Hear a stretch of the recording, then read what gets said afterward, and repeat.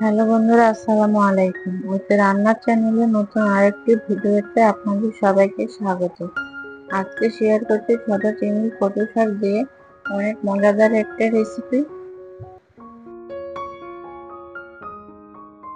রেসিপিটা তৈরি করার জন্য প্রথমে শাকগুলো খুব ভালো করে বেছে কেটে পরিষ্কার করে ধুয়ে সিদ্ধ করার জন্য পাতিলের মধ্যে নিয়েছি।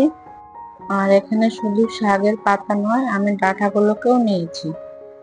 এখন কাঁচামরিচ ঝাল অনুযায়ী আর সামান্য পরিমাণ লবণ দিয়ে শাকটাকে সিদ্ধ করে নেব।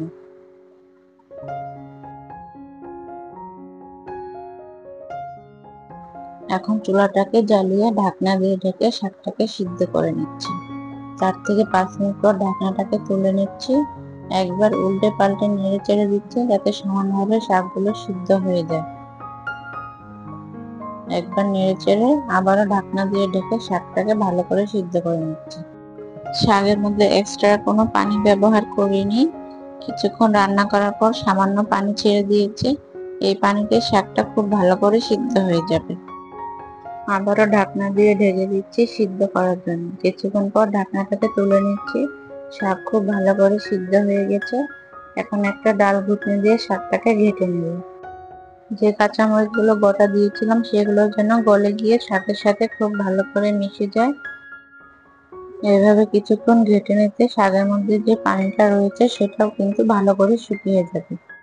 এভাবে কিছুক্ষণ ঘেঁটে নেওয়ার পর এক পর্যায়ে এসে দেখা যাবে সবকিছুই ভালো করে মিশে গেছে। এখন শাকটাকে চুলা থেকে নামিয়ে বাগার দিয়ে দেব। শাক বাগার দেওয়ার জন্য চুলায় কড়াই বসিয়ে তেল দিয়ে দিচ্ছি। তেল গরম হয়ে গেলে দিয়ে দিচ্ছি রসুন আর পেঁয়াজ কুচি।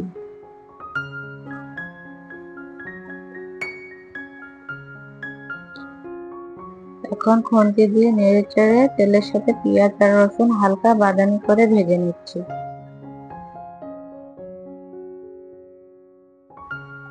পেঁয়াজ আর রসুন হালকা বাদামি কালার করে ভেজে নিয়েছি। এখন এখানে দিয়ে দিচ্ছি 1 চামচ রসুন বাটা আর দিয়ে দিচ্ছি পরিমাণ মতো লবণ।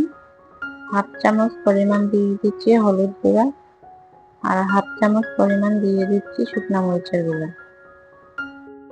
আর এর সাথে দিয়ে দিচ্ছি ছোট চিংড়ি বা কুচো চিংড়ি। মাছগুলোকে খুব ভালো করে বেছে কেটে পরিষ্কার করে ধুয়ে নিয়েছি। এখন মশলা আর মাছগুলো একসাথে খুব ভালো করে বা লালচে করে ভেজে নেব।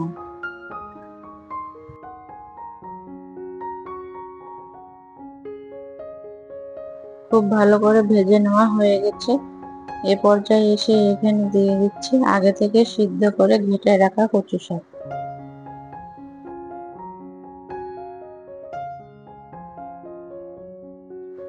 এ পর্যায়ে শাক আর মশলাগুলো একসাথে ভালো করে নেড়ে চেড়ে মিশিয়ে নিয়ে ভেজে নিচ্ছি খুব ভালো করে।